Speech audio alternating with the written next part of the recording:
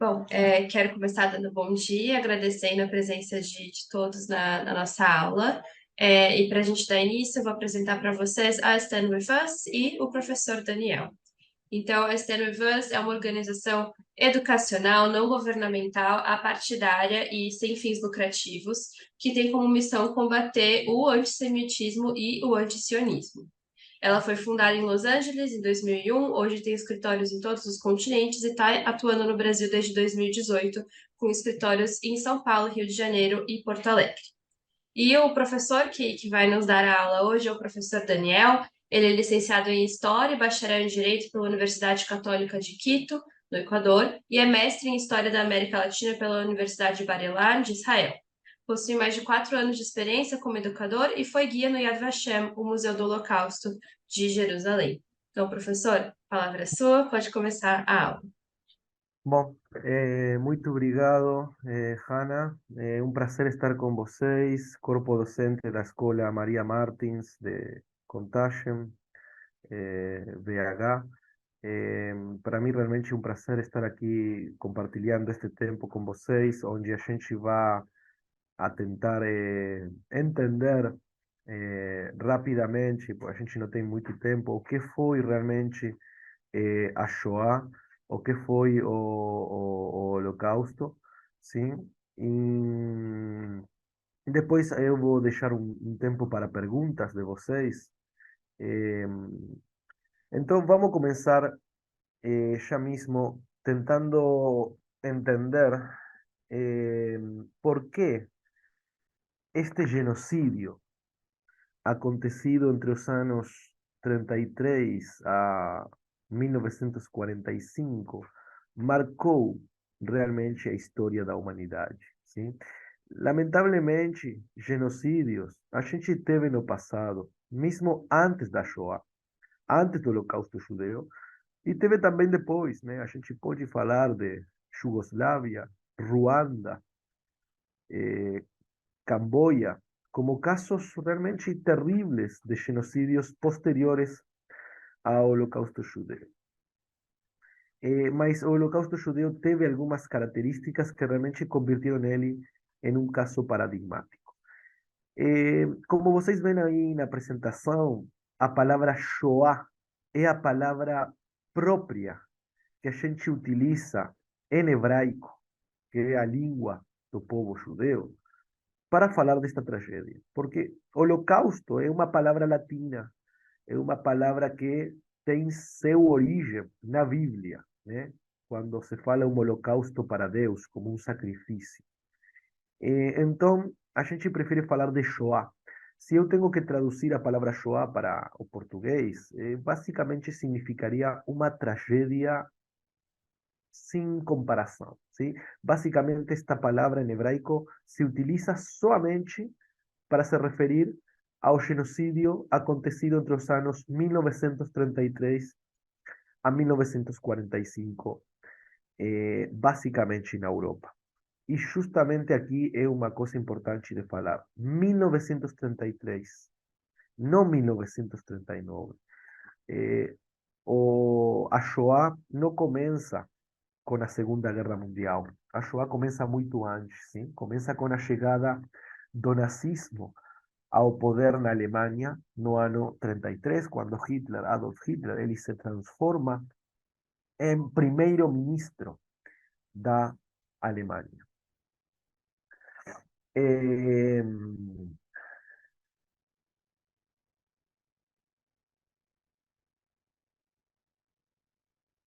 Esto já falamos.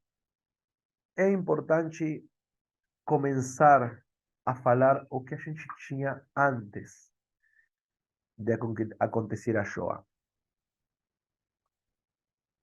Estamos falando que antes desta tragédia moravam na Europa 10 milhões de judeus. O centro cultural, espiritual do povo judeu antes da Segunda Guerra Mundial era Europa. Hoje em dia, com muita sorte, eu posso contar 3 milhões de judeus morando na Europa. Sim? Isso realmente é uma consequência direita de lo que foi a política de extermínio nazista entre os anos 33 e 45. Eh, Depois de ter acontecido esta tragédia, a gente vai ter que 2 de cada 3 judeus da Europa foram assassinados nesta tragédia. 2 de cada 3 judeus que moravam na Europa entre os anos 33 a 45 foram assassinados na Europa. Entre eles, parte de minha família, irmãos de meus avós, polaneses, judeus polaneses, que não tiveram a oportunidade de fugir, de escapar das garras do nazismo alemão. Minha história pessoal está marcada por esta tragédia, justamente por ter perdido neste genocídio parte de minha família, irmãos de meus avós, eh, como falei, na Polônia. Que, dito isto sea falado agora, a Polônia foi o país com a maior quantidade de mortos neste genocídio. Se calcula que dos 6 milhões de judeus exterminados pelo nazismo alemão, a metade eram judeus de origem polonesa, 3 milhões aproximadamente. Sim? Bem, aqui a gente pode ver um mapa com a distribuição da população judaica antes da Segunda Guerra Mundial, antes da chegada do nazismo ao poder, melhor falado, sim? A gente tem, por exemplo, aqui, como eu indiquei para vocês, eu vou colocar aqui um laser para que vocês possam ver melhor. Um minuto. Aqui, atrás, aqui. Como eu estou marcando aqui, na Polônia, 3 milhões de judeus, outros 2.525.000 judeus na União Soviética, sim? A comunidade judaica da Alemanha, uma das comunidades mais prolíferas da história da humanidade. Sim? Somente eu vou falar para vocês 3 nomes: Marx, Einstein, Freud, judeus de origem ou austríaco ou alemão que cambiaram a história da humanidade. Uma das comunidades com uma potencialidade econômica muito forte, com uma potencialidade intelectual muito forte, que também foi destruída pelo nazismo alemão. Falamos de 565.000 judeus, somente para que vocês entendam. Hoje em dia, a população judaica do Brasil, ela apenas chega a 100.000 judeus em todo o Brasil, sim? Então, somente para que vocês tenham uma ideia como era a vida judaica na Europa nessa época, uma vida plena judaica, sim? Realmente com muitas sinagogas, muitas comunidades. Era o centro da vida judaica, era o continente europeu, sim?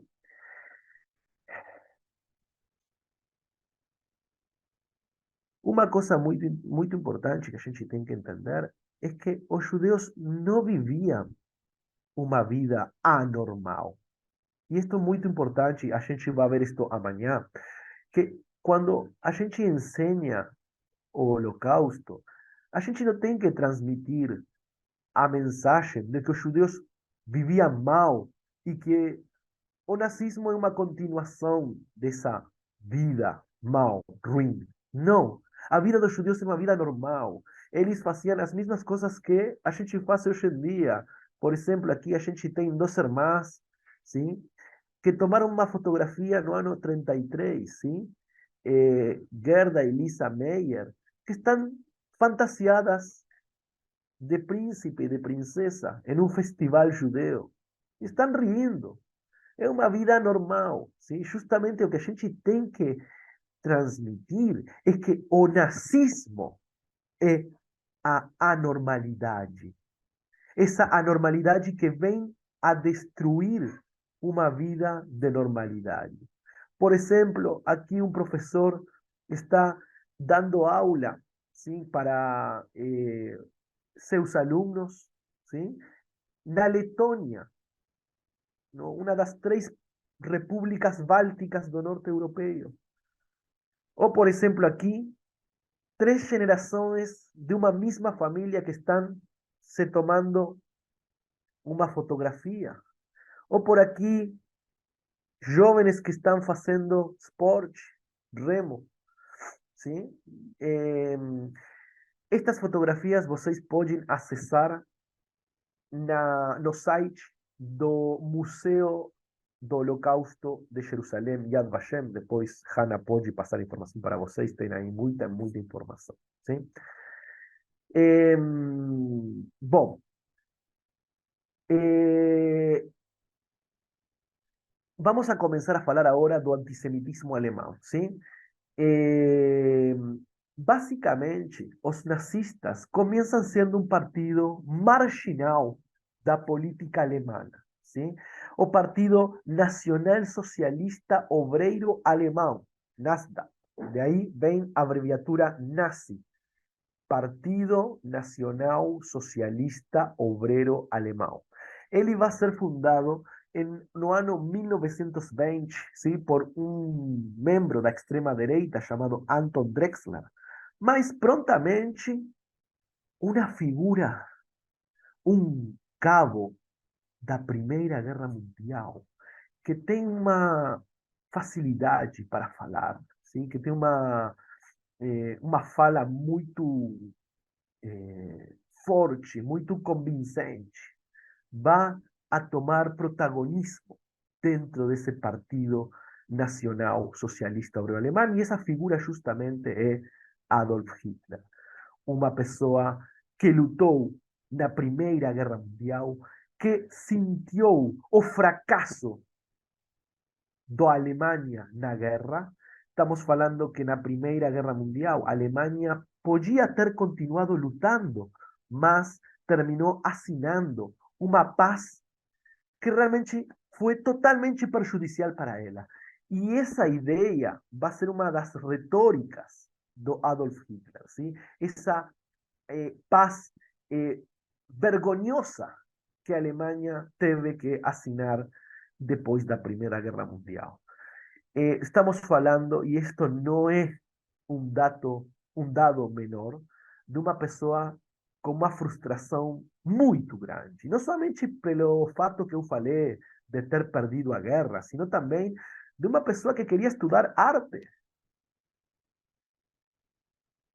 e que não conseguiu entrar na universidade. ¿Sí? Eu sempre falo que os racismos, como é neste caso, o ódio ao povo judeu, o antissemitismo, ele tem origem em uma doença mental da pessoa, que acredita que a culpa de todos os males que acontecem na sociedade é de um grupo de pessoas. Por exemplo, os nazistas acreditavam que todo o mal que acontecia na sociedade alemã era culpa dos judeus. Como hoje em dia tem pessoas que acreditam que todo o mal que acontece na sociedade brasileira pode ser culpa dos estrangeiros, das pessoas da esquerda.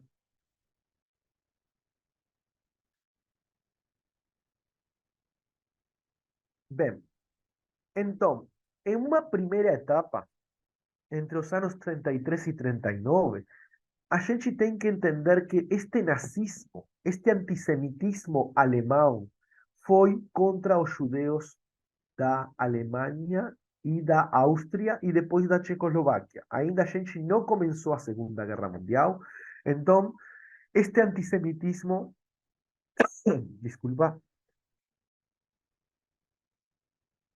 foi um pouco mais restringido. Como um caso excepcional, como um caso muito interessante de estudar, imagino que vocês conhecem, a gente tem a história de Ana Frank. ¿Sí? Todo el mundo acho que leu o diário de Ana Frank, né? Uma menina de Frankfurt, judea, que tem que deixar sua vida na Alemanha justamente pelo ascenso do nazismo alemão e tem que se refugiar na Holanda, onde, lamentavelmente, também os nazistas vão a chegar no ano de 1940.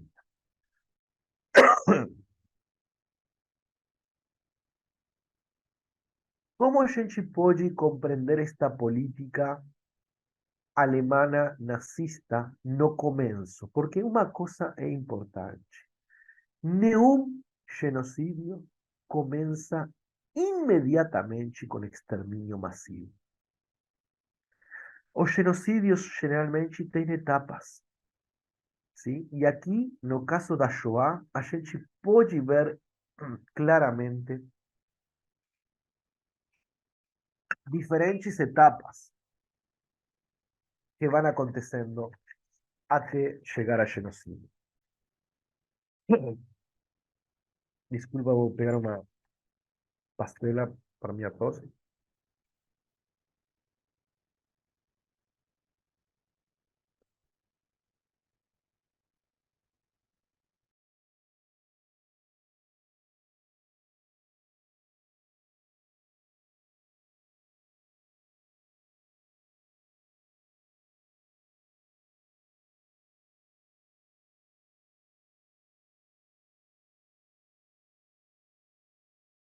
Ok.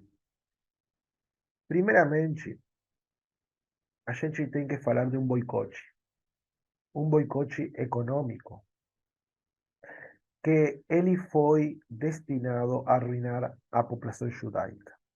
Por exemplo, publicidade dos nazistas falando que os alemães não têm que comprar em negócios judeus. ¿Sí? O objetivo justamente era arruinar a população judaica.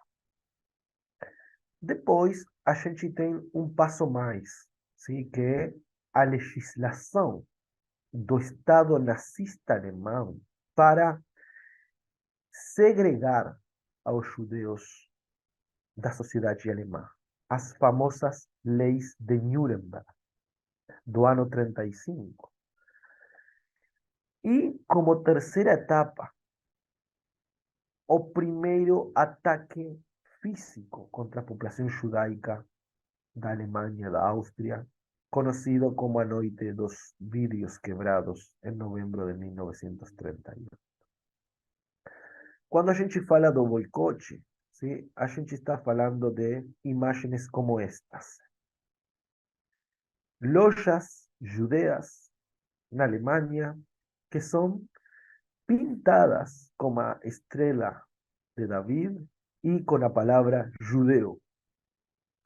E uma cartaza que diz: alemães, não comprem aqui. ¿Sí? De esta forma começa o genocídio judeu. ¿Sí? E uma pergunta que a gente pode se fazer aqui é: cadê a humanidade? Cadê o mundo? Né? Cadê as pessoas que fizeram alguma coisa contra isso? Por exemplo,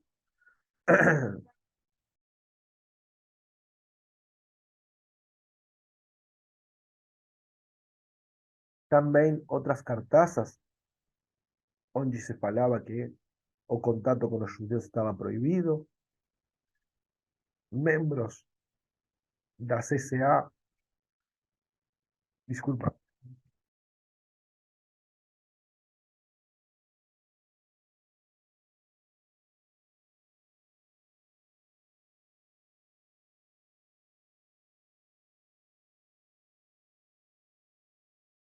desculpen, eh,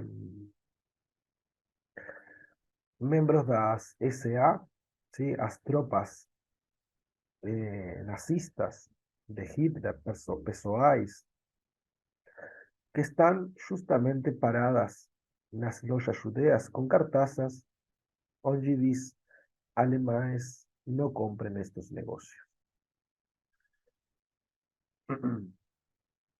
Outro exemplo, bancos nas praças, onde está escrito somente para judeus.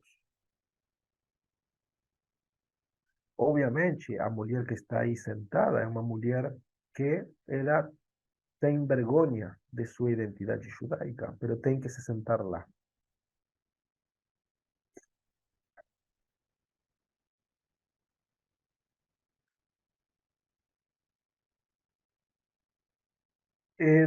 Estes dos depoimentos a gente vai trabalhar amanhã, sim? Hoje a gente somente está vendo a contextualização histórica. E uma coisa muito interessante que a gente tem que estudar nesta primeira etapa é como os nazistas criaram um inimigo chamado povo judeu. E os nazistas foram gênios da publicidade política. Eles criaram a publicidade política, sim? Tem uma frase que historicamente se atribui ao ministro de propaganda nazista, Joseph Goebbels, que ele falou que uma mentira repetida 1000 vezes torna-se uma verdade, sim? Evidentemente, se eu quero fazer um genocídio, se eu quero eliminar pessoas, eu tenho que convencer a minha sociedade de que essas pessoas não são pessoas. Sí, y esto realmente acontece en todos los genocidios.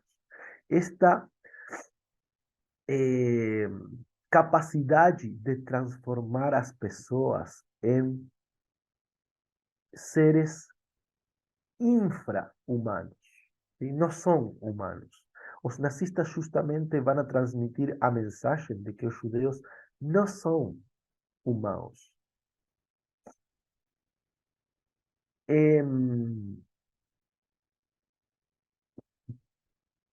Eu selecionei para vocês três exemplos desta publicidade antissemita nazi. Primeiramente, mostrar ao judeu como uma pessoa que tem dinheiro, muito dinheiro. Pero, porém, esse dinheiro que o judeu tem, se vocês veem esta imagem, não é uma pessoa trabalhadora. É uma pessoa que solamente está sentada sobre uma sacola de dinheiro, né? Não sei se vocês veem aqui os rasgos físicos que os nazistas já querem identificar no judeu. Eles vão falar, assim como a raça ariana é uma raça perfeita, destinada a dominar o mundo inteiro, loiros, fortes. A antítesis do ariano é o judeu. O judeu também tem uma forma física, vão falar os nazistas, o que é uma besteira, realmente, porque o povo judeu é um povo totalmente heterogêneo. Você tem judeus loiros, judeus de pelo oscuro, judeus negros, judeus etíopes. Mas os nazistas vão falar, o judeu tem uma fisionomia física que pode ser analisada e pode ser vista a simple vista. Você pode identificar um judeu. Outra coisa importante da ideologia nazista vai ser a ideia de um complot judeu para destruir a Alemanha e conquistar o mundo inteiro. A gente acha que isto é também uma besteira, né? Como podem pensar isso? Mas vocês sabem que hoje em dia tem muitas pessoas que acham que os judeus inventaram o Covid para dominar o mundo. Terrível, né? E estas ideias têm sua base nesta doutrina nazista de que falava que os judeus tinham o controle do comunismo e o controle do capitalismo. E se vocês observam esta imagem aqui, É claro, o judeu está detrás da bandeira da União Soviética e o judeu está detrás da bandeira dos Estados Unidos e da Grã-Bretanha. E ele também tem uma cara muito malévola, né? Estas publicidades estavam nas ruas, nas escolas, nos teatros. Todo mundo estava exposto a este lavagem de cabeça, né? E por último, acho que esta é a mais terrível, que está escrita en francés. Y la pregunta es ¿por qué está escrita en francés? Porque los nazistas también conquistaron a Francia, ¿no? No año 40, y también ellos comenzaron a hacer publicidad contra los judeos nos países que eles conquistaban. Y aquí está escrito o judeo perverso. Y en esta foto, en esta publicidad, o judeo ya no tiene forma física. Ele é uma aranha. E que você faz com as aranhas em sua casa? Que você faz com os vermes em sua casa? Você extermina eles, né? Então, aqui a gente já passou uma etapa a mais, que é a desumanização do judeu. Sim? Desculpa. Vamos a continuar.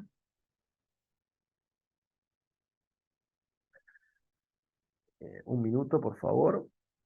Eu vou ter que abrir outro PowerPoint.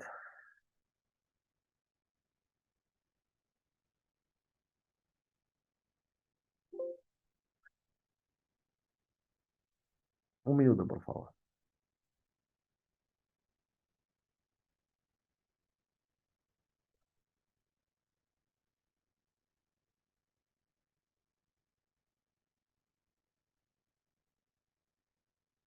Hago acá. Un minutito. Voy a dejar de compartir un minuto y ya voy a continuar con el PowerPoint. Un minuto.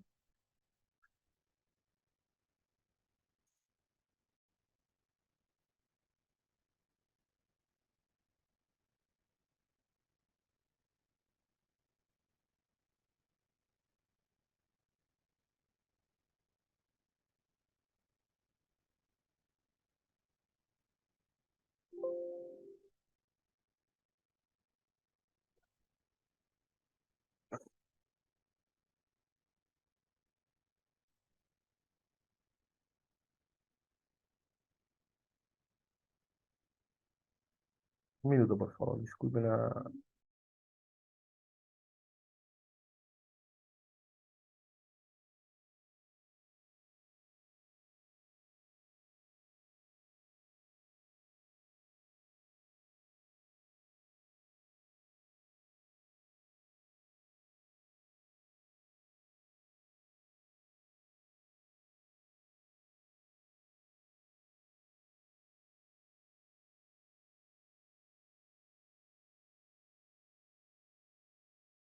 Ahora sí, disculpen, a gente pode continuar, tá? Uma coisa importante também é falar que o antissemitismo ele não foi criado pelos nazistas, sim? O antissemitismo, o ódio contra os judeus sempre existiu. Lamentavelmente ainda existe, né? Mas eu quero falar uma coisa interessante. Os nazistas não vão a falar do antissemitismo teológico. Os nazistas não vão a falar os judeus que mataram a Jesus, coisas que talvez vocês escutaram alguma vez, os judeus como povo deicida, os judeus que não acreditaram em Jesus como Messias, e tudo isso que a gente fala de antissemitismo teológico. Os nazistas vão a falar de un antisemitismo político y un antisemitismo racial. Primeramente o político, os judeus como pessoas que não são leais a seus países, pessoas que querem realmente conquistar o mundo inteiro. E o antisemitismo racial como uma raça inferior, uma raça que pode infestar, ¿sí? Pode arruinar a raça ariana. ¿Ok? Estas imágenes son otras publicidades nazistas de un libro que hoje em dia é, a minha forma de ver, um livro muito problemático, que lamentavelmente qualquer aluno, qualquer pessoa pode descargar da internet, que se chama Os Protocolos dos Sábios de Sião. Sim? Este livro, gente, é um livro que está repleto de ódio contra os judeus. E justamente um livro que transmite essa ideia de que os judeus são uma raça perversa que quer destruir o mundo inteiro. E este livro foi o livro de cabeceira, o livro preferido de Adolf Hitler. Eh,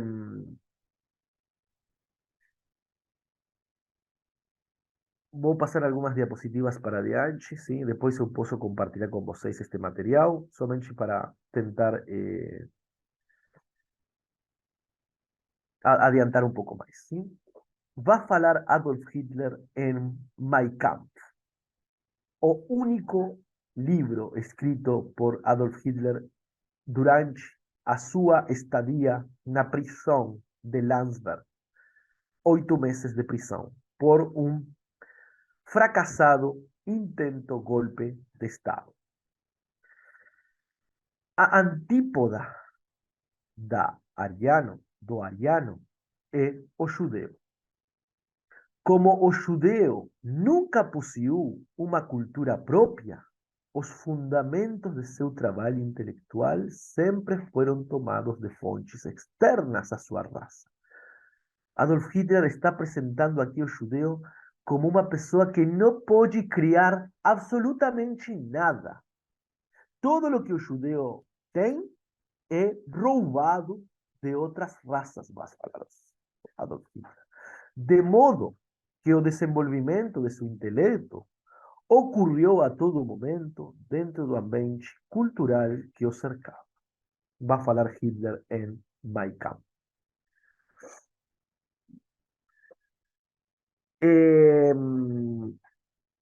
Vamos a passar um pouco mais para adiante. Já falamos do boicote. E agora vamos a falar das leis de Nuremberg. Já falamos da publicidade. Esto já vimos. ¿Sí? E vamos a ver algumas das leis de Nuremberg do ano 35. Diz assim, o texto alemão da época. É muito importante trabalhar com fontes, e isto a gente vai ver amanhã. Consciente de que a pureza do sangue alemão é a condição essencial para a continuidade da existência do povo alemão, e guiado por sua firme determinação de garantir a perenidade da nação alemã, o Reichstag, o parlamento, aprovou por unanimidade a lei que está sujeita à continuação.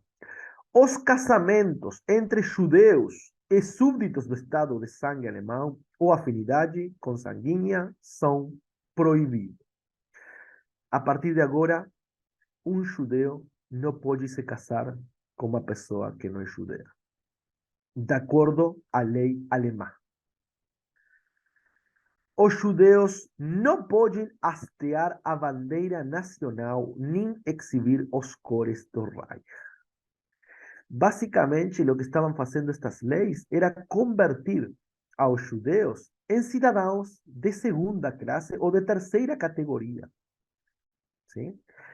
E o que pretendia o nazismo alemão estes anos? Porque a gente ainda não está falando de um genocídio, propriamente falando, ainda não tem campos de extermínio, ainda não tem câmaras de gás. Basicamente, o objetivo dos nazistas neste momento era expulsar os judeus da Alemanha. E eles conseguiram realmente fazer isso. Porque entre 1933 e 1939 se calcula que quase a metade da comunidade judeia da Alemanha e da Áustria foi embora. Os nazistas também tiveram que definir o que é um judeu. Sim? E a gente pode perguntar, pero eles não falavam de que o judeu pode ser identificado fisicamente? Não, realmente não era tão fácil, realmente. De aí a gente entende que sua teoria estava errada. Por isso, eles criaram uma determinação de quem é judeu. de acordo às leis de Nuremberg, um judeu é uma pessoa que descende pelo menos de 3 avós judeus. E o que acontece se você tem 2 avós judeus e 2 avós não judeus? Você entra na condição de mestiço. Não sei se fala assim em português. Mestiço. Você é um Mischling em alemão, uma pessoa que tinha uma condição muito, muito ruim. Ou seja, você não era judeu do todo, mas também você não era ariano. E aí tem muitas investigações de lo que aconteceu com esta população, sim? Mas os nazistas definiram o que era um judeu, uma pessoa que tem pelo menos 3 avós judeus. E fizeram este quadro, sim?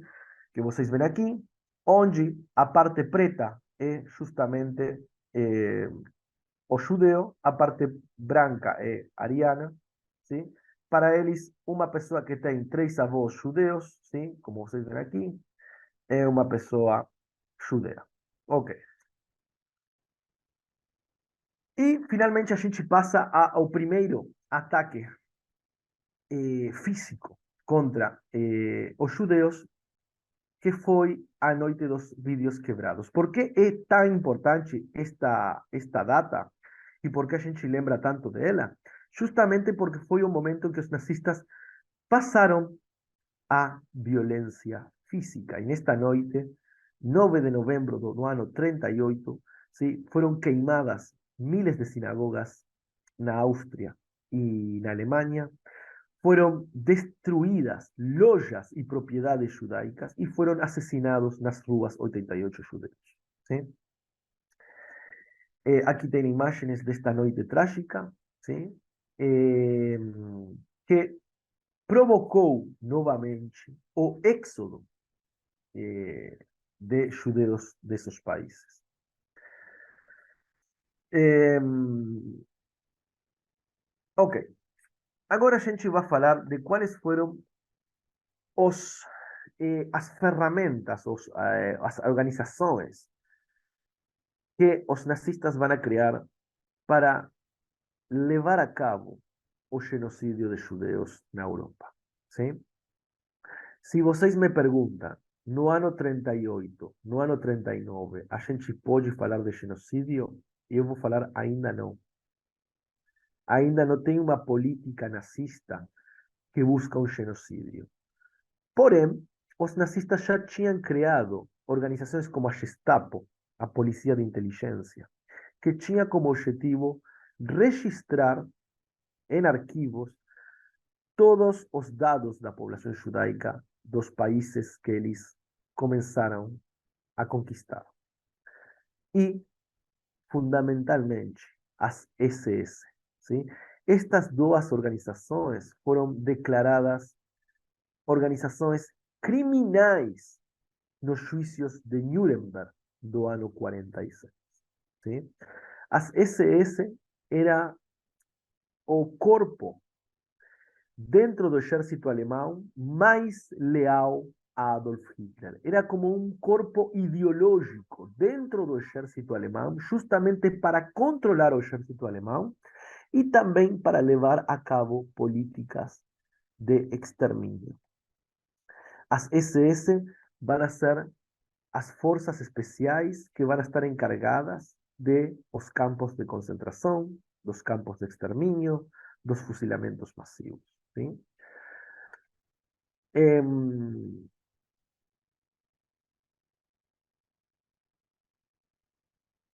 Esto básicamente eran los objetivos das SS, que já falei, ¿sí? Realizar a política racial da ideologia nazista, levar a cabo a guetização da população judaica nas áreas orientais, que isso já a gente vai falar agora em breve, ¿sí? Quando foram criados os primeiros guetos, fusilamentos em massas de judeus nas áreas conquistadas, controle de campos de concentração e extermínio. Isto já, realmente já falamos sobre isto. ¿Sí? O jefe das SS, Heinrich Himmler, um criminoso de guerra alemão que cobardemente ele cometeu suicídio antes de que ele fosse capturado, porque obviamente sabia o que iba a acontecer com ele nos juízos de Nuremberg. Eh,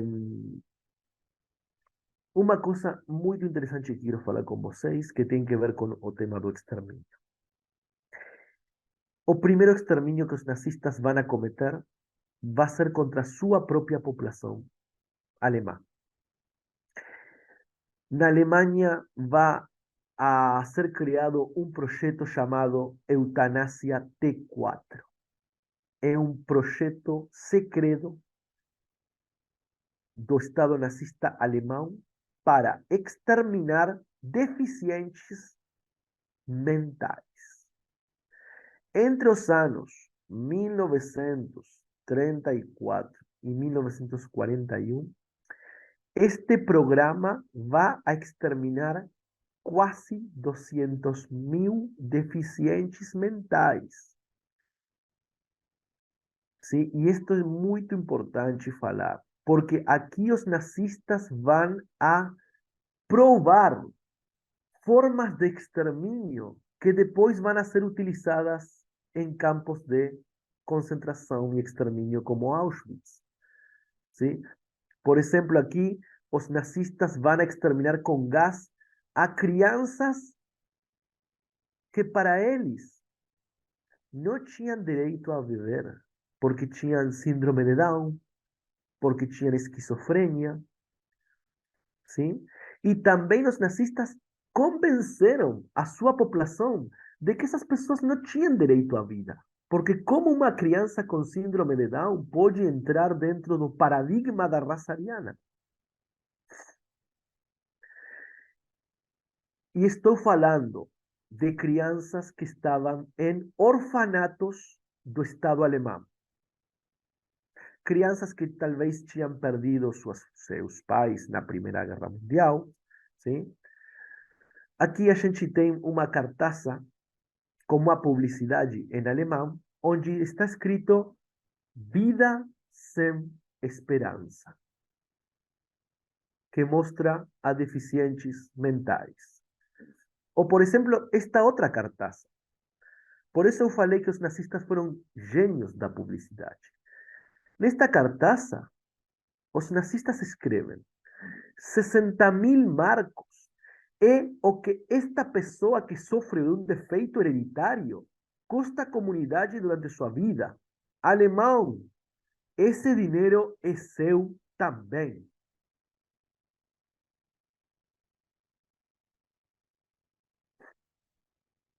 Então, este plano de extermínio realmente é fundamental para a gente depois entender o Holocausto judeu.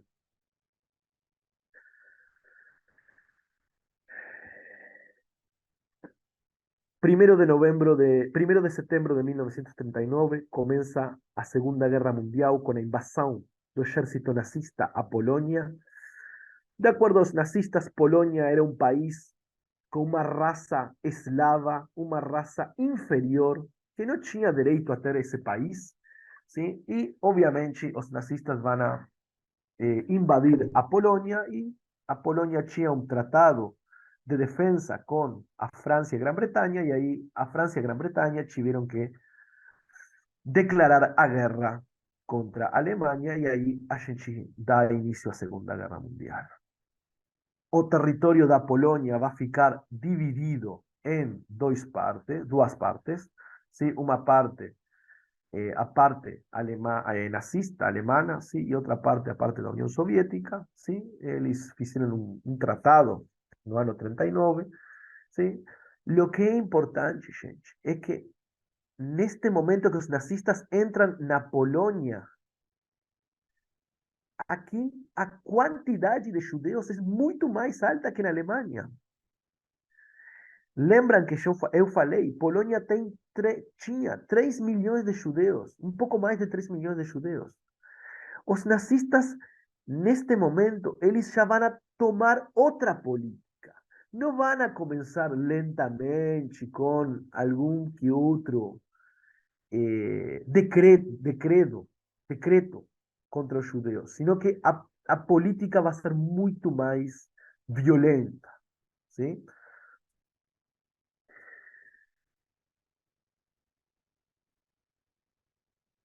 dentro das SS van a tener comandos de soldados nazistas que justamente o que van a hacer va a ser criar um ambiente de terror entre a população judaica da Polônia ocupada. Aqui a gente tem um testemunho de uma pessoa, de um judeu, sim, Israel Goodman, que escreveu um diário, a gente vai ver isto amanhã, onde ele fala sobre os nazistas que obrigam aos judeus a fazer trabalho pesado nas ruas da Polônia, que foi bombardeada pelos nazistas, tem que sacar escombros, tirar escombros das ruas, sim? Então os nazistas vão a pegar judeus por todas partes para fazer trabalhos forçados, sim? Vão a começar a bater neles nas próprias ruas. E a pergunta que eu faço para vocês é: e como os nazistas podem identificar judeus? O judeu não tem uma forma física. Porém, muitos judeus eram religiosos. E um judeu religioso é muito fácil de identificar, porque eles usam barbas, eles vestem geralmente de preto. Então, os nazistas pegavam justamente esse tipo de população para os trabalhos forçados que começavam a passar. Olha aqui. Esta era a atividade preferida dos nazistas alemães na Polônia no começo da invasão. Humilhar os judeus religiosos cortando suas barbas.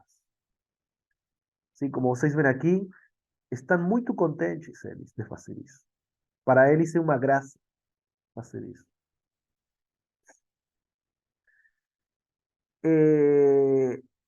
A gente tem, amanhã eu vou falar sobre esta parte, mas recomendo para vocês uma película, um filme, se vocês não assistiram ainda, O Pianista, sim, que realmente fala muito bem da vida judaica na Polônia ocupada. A gente vai ver isso amanhã.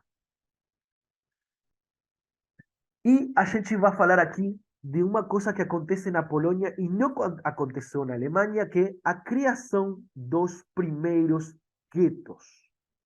Quando eu falo de um gueto, estou falando de um bairro fechado, quase absolutamente fechado, onde os nazistas vão a colocar a população judaica. Sim? Sobretudo, os guetos vão estar na Europa Oriental. Não vai ter guetos na Alemanha, não vai ter guetos na França. Sobretudo, os guetos vão ser na Polônia, na Hungria, na Romania. Sim? Os objetivos dos guetos vão ser agrupar a população judaica em um determinado território, ter dentro do gueto uma fonte de mano de obra, uma mão de obra escrava. Sim? Os guetos vão se transformar em fábricas, indústrias do exército alemão. E uma coisa muito interessante, que também destes guetos, muitas vezes vão sair os transportes para campos de concentração e de extermínio. Um exemplo, o gueto de Varsóvia, que foi o maior gueto da Europa ocupada, onde os nazistas colocaram em um bairro do tamanho mais pequeno que o Contagem, colocaram quase 400.000 pessoas morando lá, fechadas por muros, com tudo o que vocês podem entender que isso pode trazer, como doenças, fome. A metade do gueto de Varsóvia foi exterminada no campo de extermínio de Treblinka, através da metodologia de transportes de trens. Trens não para pessoas, trens para gado. Os judeus foram transportados em trens, em vagões para gado, sim? Então, os guetos tinham muitos objetivos. Um deles era facilitar os transportes de judeus a campos de extermínio, para ser justamente exterminados.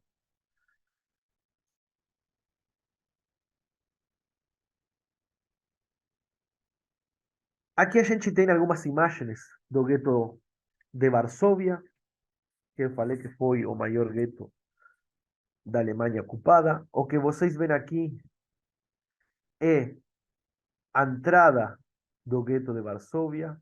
Sim? Tem muitas coisas interessantes que a gente pode falar amanhã. Sim? Ou seja, esta parte daqui é afora do gueto e esta parte aqui é dentro do gueto. Sim?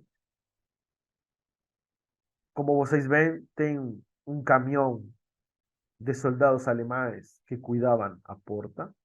Mas olhem as imagens aqui. Sim?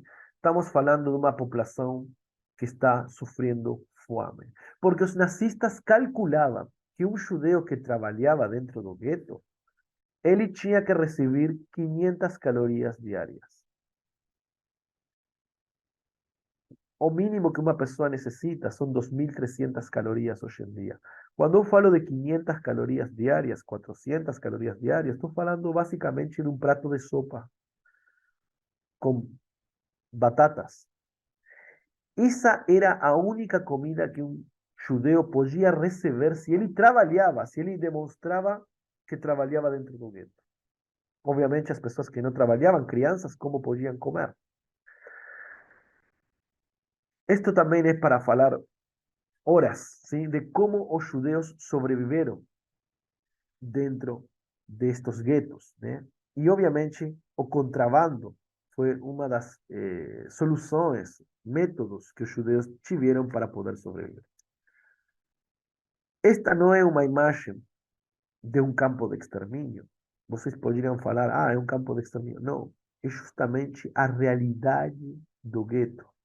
As pessoas começaram a morrer por miles, sim? E obviamente não tinha tempo nem espaço para fazer enterros para uma pessoa. Tiveram que cavar, como se fala, fossas justamente para enterrar a tantos mortos que começaram a morrer pelas doenças e pela fome nos guetos. Todas estas imagens são do gueto de Varsóvia. Aqui a gente tem um mapa com os principais guetos da Europa ocupada pelo nazismo. Eh, E vamos a falar agora dos campos de concentração. Sim? Importante falar que o primeiro campo de concentração nazista foi aberto, mesmo no momento que os nazistas chegaram ao poder na Alemanha. Em 1933, eles abrem o primeiro campo de concentração, chamado Dachau, na Alemanha, porém era um campo para prisioneiros políticos. Todos os opositores ao nazismo alemão foram para Dachau. Não era um campo exclusivamente para judeus. Sim, estamos falando de campos de concentração que eram para adversários políticos. Pelo general, você podia sair de lá. Sim?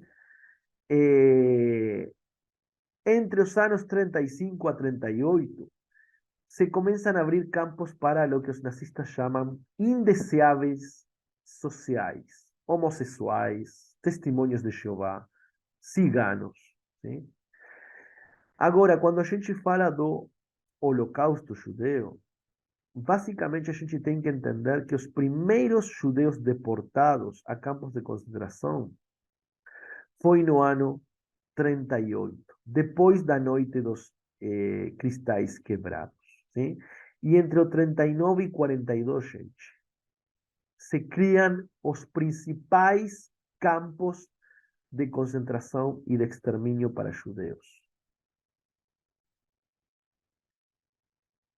Eh, Se vocês me perguntam, quando os nazistas decidiram exterminar aos judeus, lo que eu posso falar em base a investigações históricas é que foi a partir do ano 41, junho de 41, com a invasão à União Soviética, os grupos das SS começam a fusilar sem discriminar homens, mulheres e crianças. Sim? Obviamente, esta ordem foi dada pelo alto mando nazista, com Hitler e Himmler na sua cabeça. Sim? E depois, no enero do ano 42, vocês têm uma famosa conferência que se chamou a Conferência de Wannsee, na Alemanha, onde, de forma oficial, os nazistas vão a dar começo a uma operação chamada a solução final do problema judeu. Com esse nome, os nazistas vão a nomear a seu projeto de genocídio. O que quer dizer solução final? Quer dizer que antes disso já teve outras tentativas de solucionar o problema judeu. Primeiro tentaram expulsar os judeus, né? Que eles foram embora. Não conseguiram. Depois tentaram com os guetos. Não conseguiram. Por isso eles falaram a solução final. Mas eles eram muito cuidadosos. Eles não falaram na conferência de Wannsee extermínio, câmaras de gás. Se vocês leem as actas da conferência de Wannsee, eles somente falam de solução final ao problema judeu.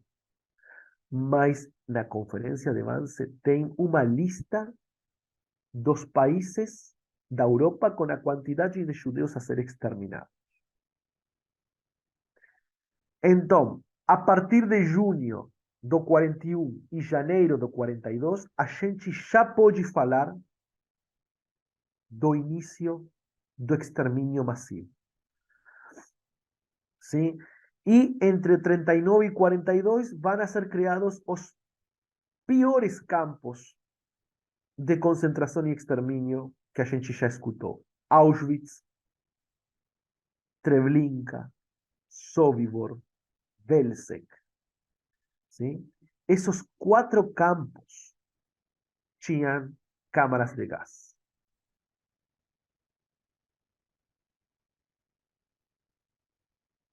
Os nazistas vão a criar uma indústria de morte. Vão a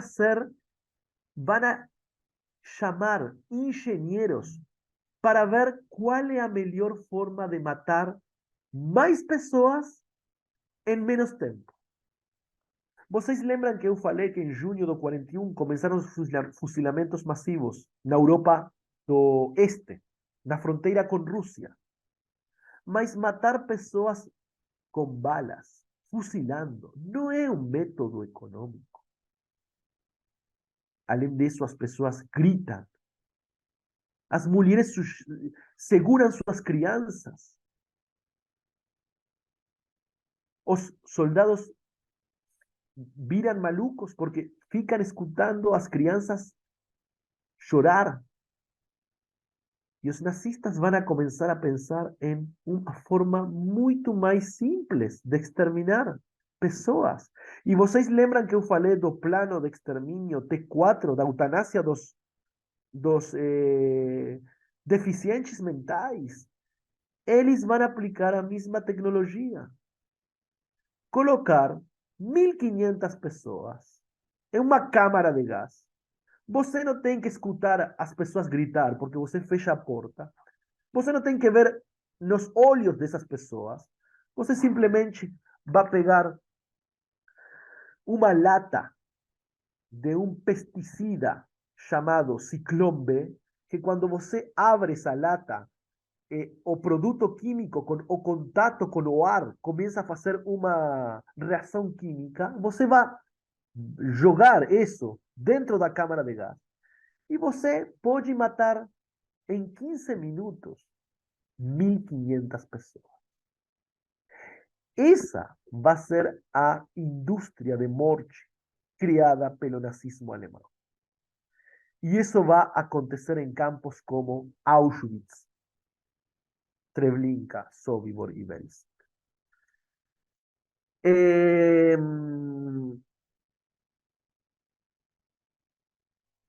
Aqui a gente tem imagens,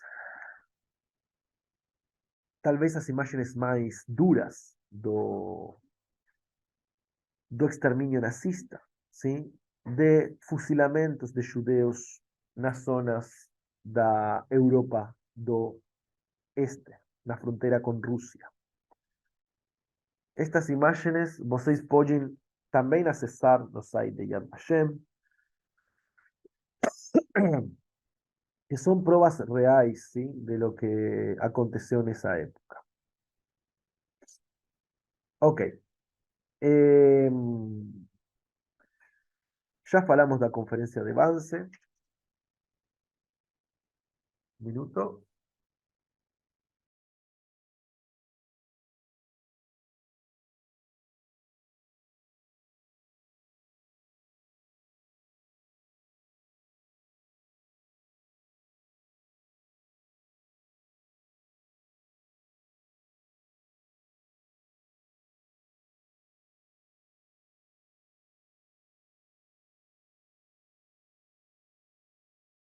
Ok.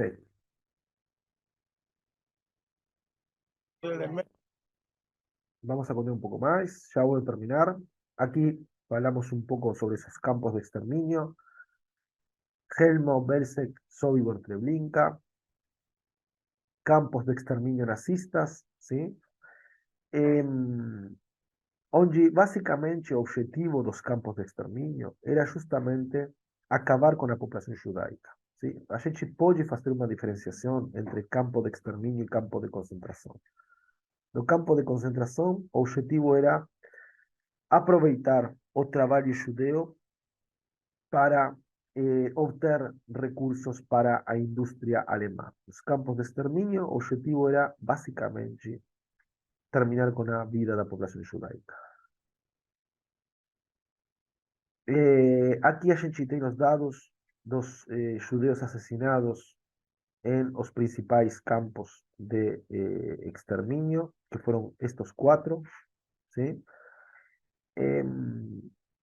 Todos os campos de extermínio, Chelmno, Treblinka, Sobibor, Belzec, estavam no território europeu, porém, judeus de todas partes da Europa chegaram a morrer nesses campos.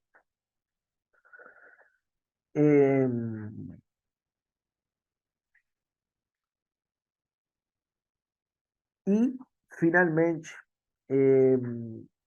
entre 1941 y 1945, funcionó uno de los campos paradigmáticos da indústria de morte nazista, que foi Auschwitz-Birkenau, que ele foi um campo mixto, porque ele também era de extermínio e também era de concentração.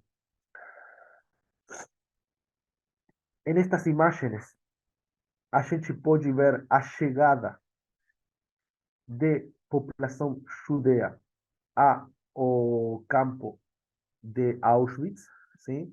Nesta zona, os nazistas geralmente faziam a divisão entre judeus que podiam trabalhar nesse campo e judeus que iam a ir diretamente às câmaras de gás. A famosa divisão entre direita e esquerda. A direita era as pessoas que podiam passar o processo seletivo para trabalhar, e esquerda, velho, idosos, crianças,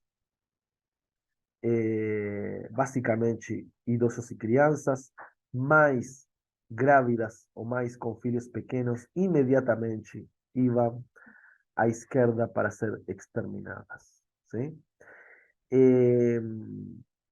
Eso estou falando de o campo de Auschwitz. Estas fotos fueron tomadas, estas duas fotos e esta também foram tomadas no ano 1944. Eh, e depois a gente pode falar um pouco, sim, de lo que foi, e já vou terminar para dar um pouco de tempo para suas perguntas, sim, comentários.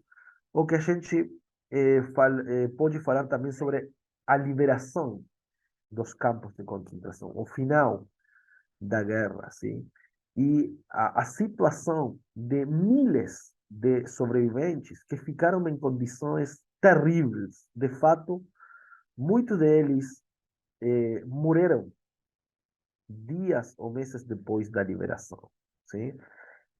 Aqui a gente pode observar fotos da Cruz Vermelha, uma vez que os nazistas foram derrotados pelos aliados, entrando aos campos de concentração, encontrando imagens muito fortes como estas, sim? Eh, a gente também pode falar sobre o que foi a resistência judia durante a Shoah, né? Ou seja, durante muito tempo o povo judeu tinha a consciência, a culpa de que a gente foi morta sem oferecer resistência. Porém, isso não é verdade. A gente tentou lutar por todos os meios, sim, para realmente resistir, sim. E a gente tem muitos exemplos de pessoas que lutaram com armas, sim. Pessoas que mesmo em guetos, onde estava proibido ensinar, onde estava proibido realmente abrir escolas, foram abertas escolas clandestinas e a cultura do povo judeu se seguia transmitindo de geração em geração, sim? Tem muitos exemplos de resistência judia durante a Shoah. Eh,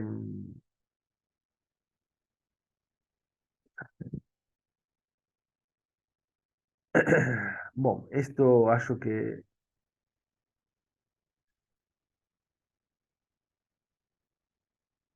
eu vou terminar por aqui, sim?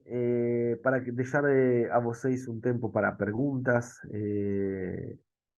y comentarios sobre esta primera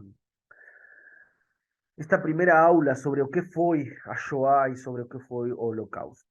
Eh, Muito obrigado por me escutar. Desculpem as interrupções de minha tosse e fico o microfone aberto para perguntas e comentários. Obrigado. Muito obrigada, professor. Pessoal, eu vou pedir para quem for fazer pergunta se aproximar da câmera que está com o microfone para a gente conseguir escutar bem as perguntas. E fiquem à vontade, podem fazer perguntas, questionamentos, posicionamentos, fiquem à vontade.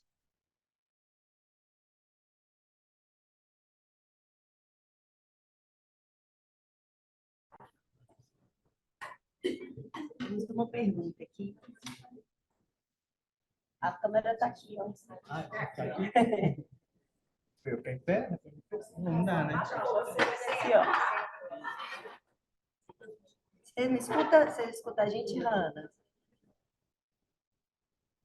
Bom dia, gente. Queria agradecer, parabenizar pela aula de hoje. O meu interesse principal na palestra é como a gente pode passar isso para os nossos alunos, né?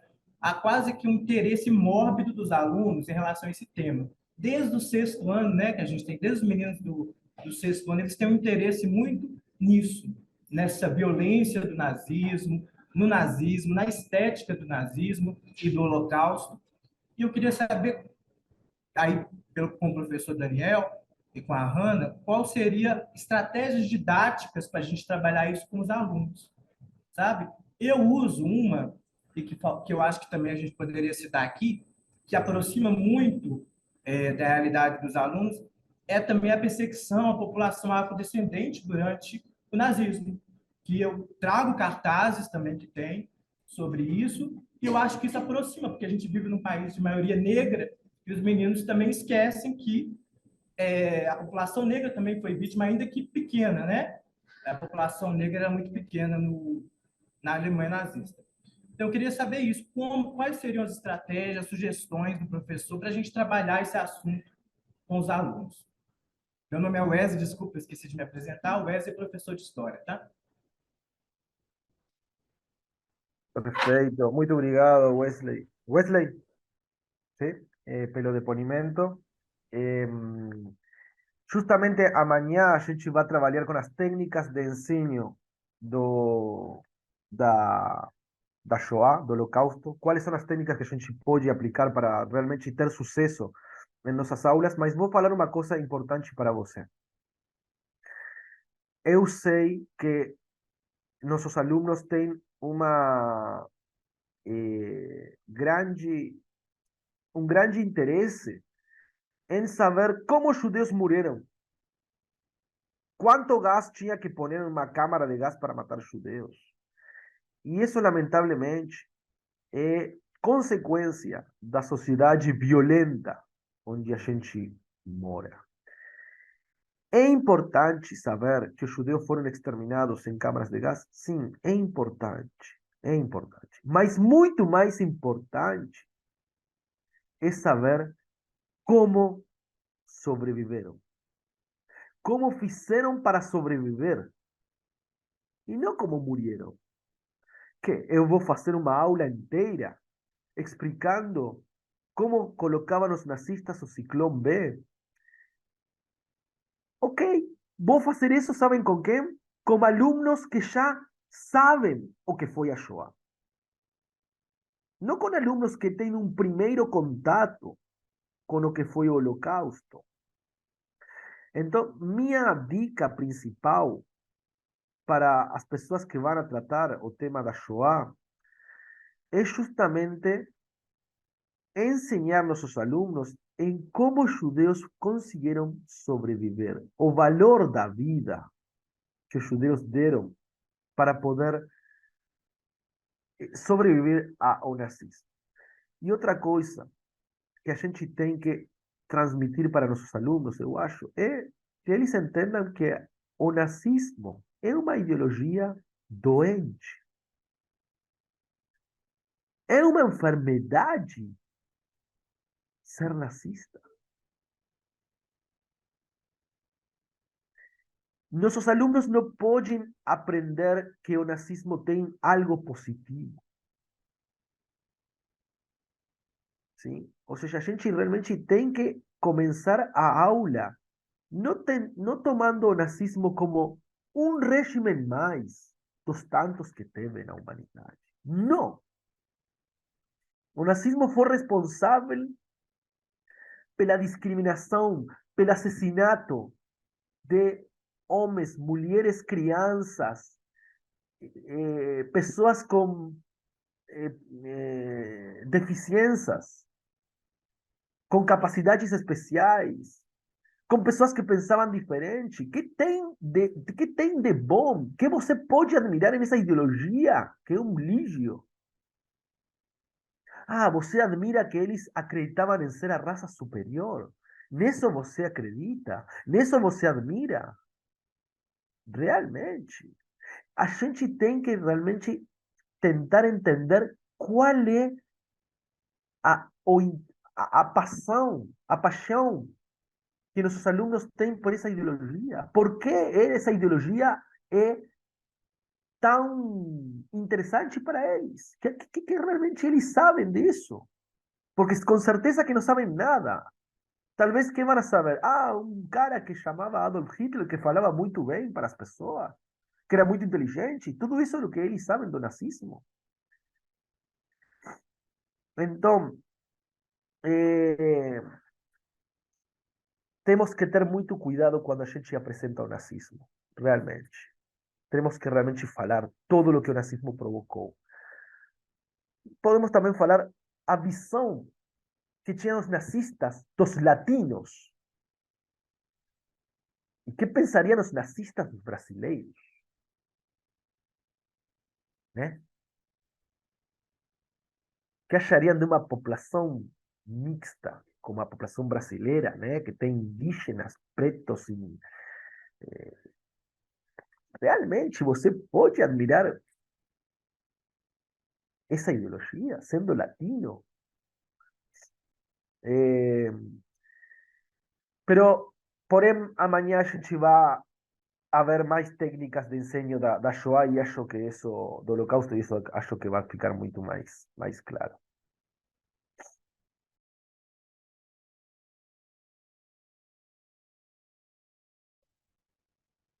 Muito bem, a gente tem tempo para mais uma pergunta, caso alguém queira perguntar mais alguma coisa. Só se aproximar aqui do microfone e da câmera.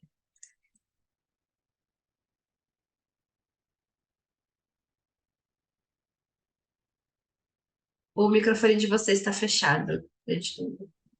Ô, Hannah, o pessoal está dizendo aqui que É. a gente é ansioso, mas é pela aula de amanhã, que vai falar dessas metodologias de ensino, né? Para abrir, né, a nossa perspectiva de abordar esse assunto em sala de aula. É isso, gente. Mas hoje foi extremamente importante. Foi, não, sim. A relação histórica que ele fez, todos esses conceitos, né? Para muita né, o conceito de Shoah, eu não tinha conhecimento. É importante que a minha área tenha essa parte histórica até para poder contextualizar, né? E principalmente sobre a construção, né, do inimigo, né, através da propaganda. Isso é interessante, a gente pode até usar como metodologia também na sala de aula, trabalhar a questão da propaganda, como é que foi isso no nazismo, né? E aí, trabalhando também com material concreto, né, que a gente fala, mas a gente não mostra, né, o que aconteceu. Excelente. Bom, então vou agradecer novamente a presença de vocês. Amanhã a gente vai se encontrar virtualmente de novo para, de fato, abordar esse tema de como aplicar tudo isso que a gente conversou sobre hoje em sala de aula. Então, a gente vai finalizar aqui. Eu agradeço ao professor Daniel pela presença, pela aula, agradeço a presença de vocês também. E vou compartilhar com a Fernanda o link da gravação assim que tiver tudo pronto. E a gente se vê de novo amanhã. Obrigada, pessoal. Obrigada, Hannah. Obrigado a vocês. Até amanhã. E amanhã já vou estar melhor. Muito obrigada, viu, Daniel?